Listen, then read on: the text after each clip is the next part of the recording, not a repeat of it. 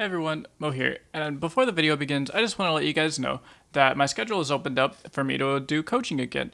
So if you're interested in private one-on-one coaching for me to help you, whether you're a newer player and you want to excel at the game very quickly and learn the fundamentals without developing any bad habits early, or if you're an experienced player who's already maybe platinum or diamond in your top 1%, but you need some help filling in the gap to get you to that 0.01%, to make you just some of the best, then hit me up on Discord and I can get you in some private one-on-one coaching lessons to help you polish up any skills you want to refine and help you learn all of the secrets to becoming a top player.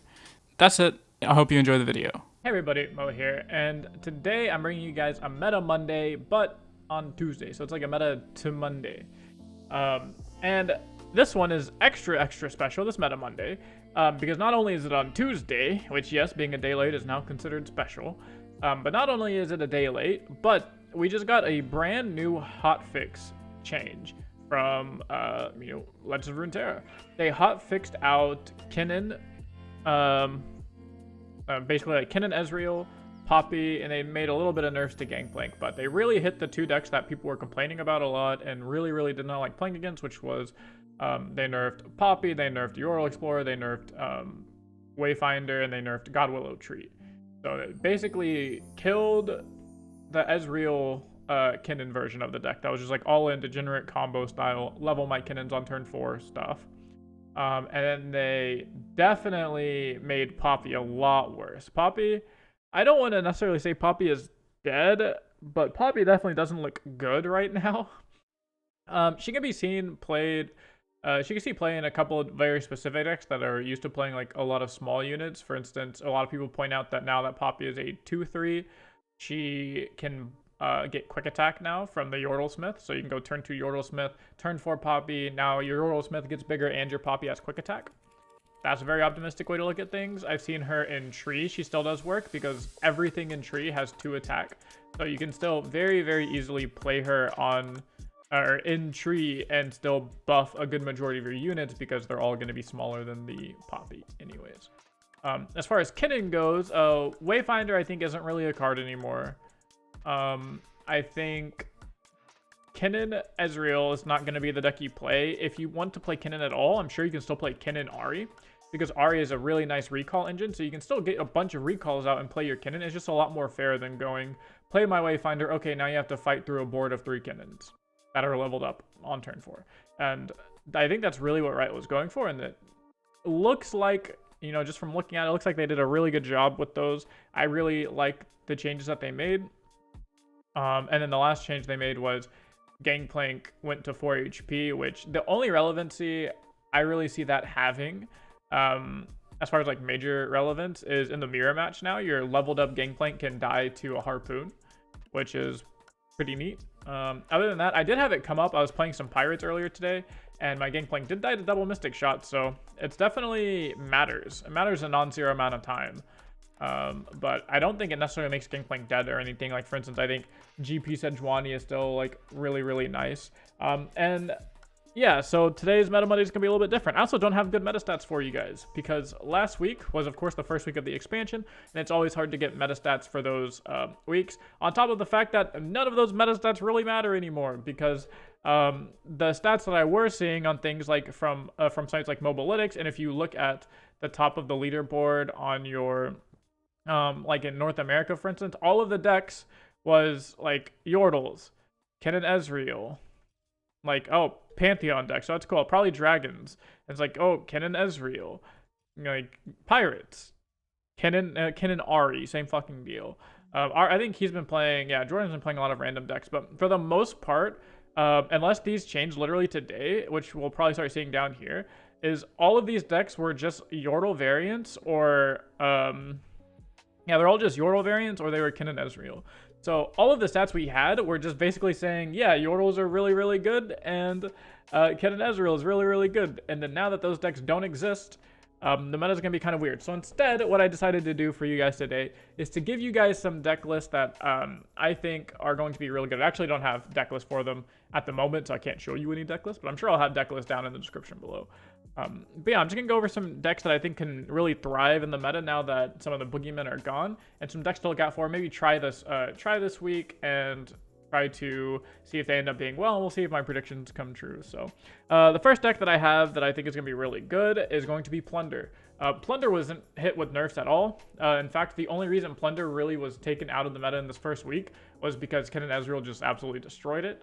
And Yordles were a really tricky matchup because if you didn't get a leveled Sejuani in play with a bunch of spells, Yordles actually just straight up got bigger than your champions. Like, Yordles actually were just getting bigger than your GP and your Sejuani, and they would just block and not care. Like, most of the time you slam a Gangplank leveled on 5 or 6, and you're like, oh, this is, like, you know, a really good deal. And then Yordles would go, oh, you leveled your Gangplank on turn 6 and you're attacking? Okay, here's my 7-7. So I'm blocking your Gangplank with my 7-7, and I take 1 damage, and you lose a champion. Oh, and by the way, my unit that I blocked and traded with was a follower.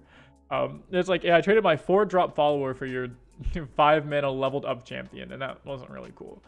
So that could have been really, really rough. But now with both of those things out of the way, Plunder is looking really, really solid. I think we're going to go back into a mid-range meta, which is always really, really nice when you're in a mid-range meta, because those are usually the most interactive metas, because both decks are playing. It's a lot of really combat focused. You have a lot of interaction between the two decks.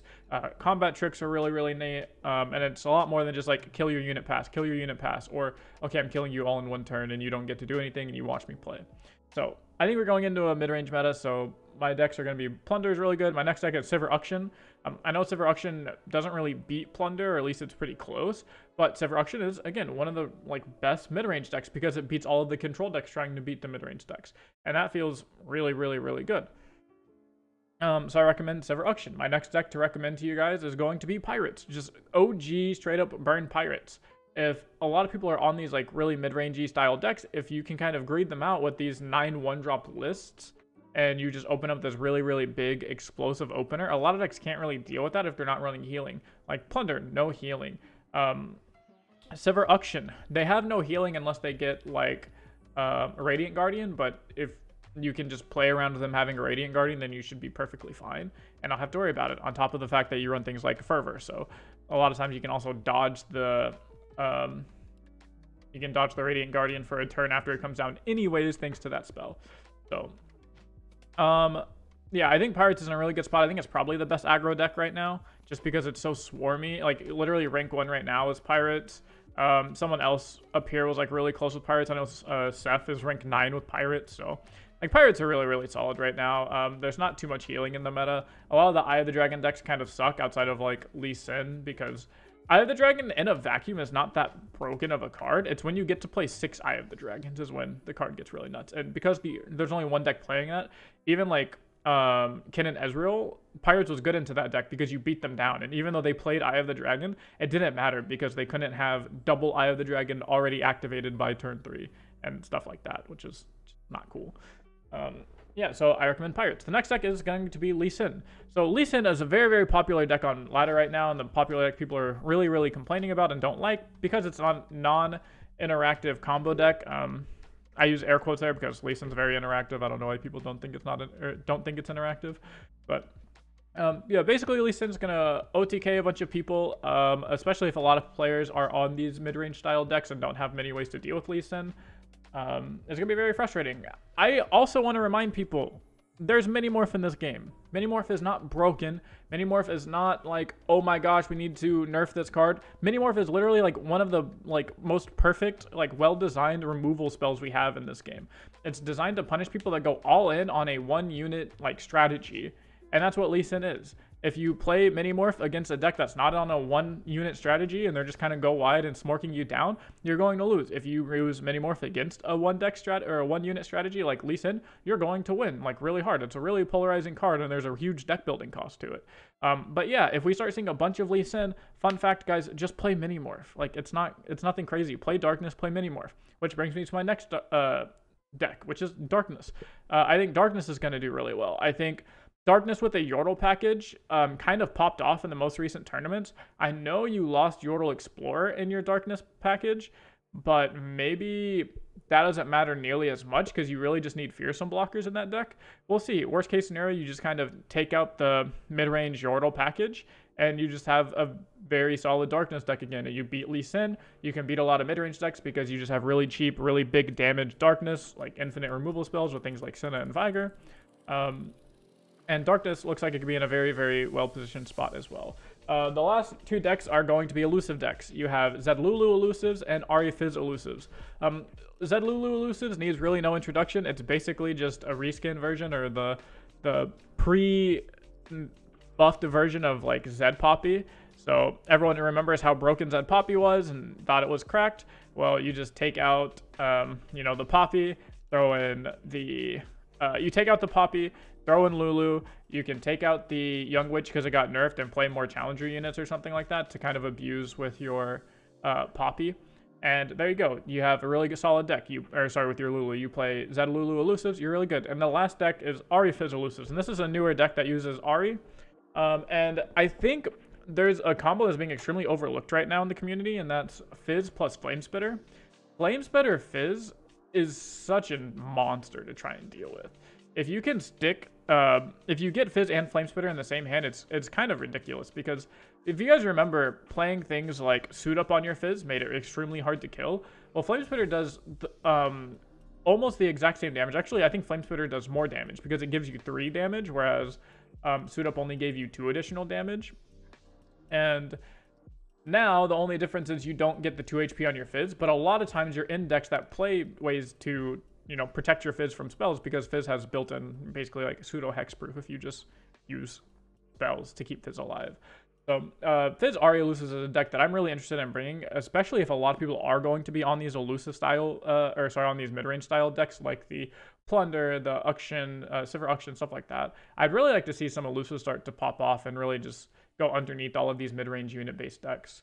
That would be very interesting to see. But yeah, that's all I have for you guys for this week. It's not our regular the hard cold stats on what's being played in the meta, because we don't have any of those. Next week we will, because we'll have a full week now with the new hotfix, I guess, whatever you want, like the B patch of this expansion. So we should have extremely good data on telling you guys what's doing well, what to counter, what you should play, what I'll tell you to play to counter the meta, stuff of that nature. So yeah, make sure to tune in next Monday, where it'll actually be a meta Monday, not a meta to Monday. And yeah, make sure you subscribe so you guys can not miss a video whenever I do notifications or videos and stuff. I don't know how to do outros, but basically subscribe, comment, all that stuff. I'm still trying to hit 5,000 subs before the end of the year, and we're actually really, really close. I didn't think we would be this close, but we're about I think 4,300 subs there. So I would really appreciate if we can try and hit that and start the year off strong. And that's it for this week's Meta Monday. I'll see you guys in the next video.